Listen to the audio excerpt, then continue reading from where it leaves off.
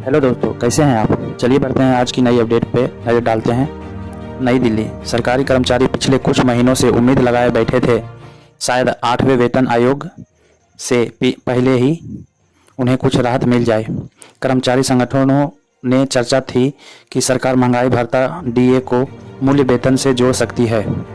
इस तहत तरह तरह के कयास लगाए जा रहे थे कि लेकिन सरकार ने वर्तमान स्थिति को साफ कर दिया है। सरकार की ओर से एक स्पष्ट बयान सामने आया है जिसने इन सारी चर्चाओं पर विराम लगा दिया है। अब कर्मचारी और पेंशन भोगी फिर से इस बात पर नज़र टिकाए हुए हैं कि 8वां वेतन आयोग उनकी जेब में कितनी राहत ला पाएगी। सरकार ने साफ कर दिया है कि फिलहाल महंगाई भत्ता डीए को मूल्य वेतन में मिलाने का कोई प्रस्ताव विचाराधीन नहीं है। यह जानकारी वित्त राज्य मंत्री पंकज चौधरी ने 1 दिसंबर 2025 को लोकसभा में लिखित जवाब में दी। उन्होंने कहा, इस समय महंगाई भत्ता को मूल्य वेतन में जोड़ने का प्रस्ताव सरकार के पास विचार के लिए नहीं है। यह जवाब सांसद आनंद भदौड़िया के उन सवालों पर दिया गया था जिनमें उन्होंने बताया कि पिछले 30 वर्षों से महंगाई इतनी तेजी से बढ़ी है कि कर्मचारियों और पेंशन भोगियों को मिलने वाला डीए और डीआर वास्तविक खुदरा महंगाई के बराबर नहीं बैठ पा रहा है।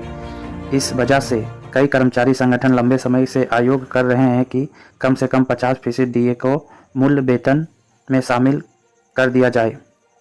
सरकार को आर्थिक बैलेंस भी देखना है। वेतन संबंधित मामलों के विशेषज्ञ Rohit Sinha partner King Stubb and Kasiva advocates and attorneys का कहना है कि यह मामला केवल भावनाओं का नहीं बल्कि देश की आर्थिक संतुलन का भी है। उनका कहना है, कर्मचारी यह दलील देते हैं कि महंगाई बढ़ने से उनकी वास्तविक आय घट गई है, लेकिन सरकार को कर्मचारियों की मांग के साथ साथ देश की आर्थिक अनुशासन को भी देखना होता है, खासकर चुनावी समय में जब खर्चे और बजट पर कड़ी नज़र रखनी पड़ती है।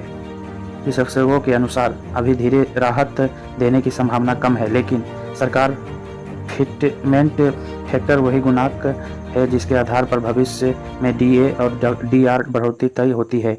वर्तमान में यह 2.57 है और यदि इसे बढ़ाकर 3.0 किया जाता है तो मूल्य वेतन के साथ साथ सभी जुड़े भत्ते जैसे कि HRATA और अन्य विशेष भत्ते भी बढ़ जाते हैं।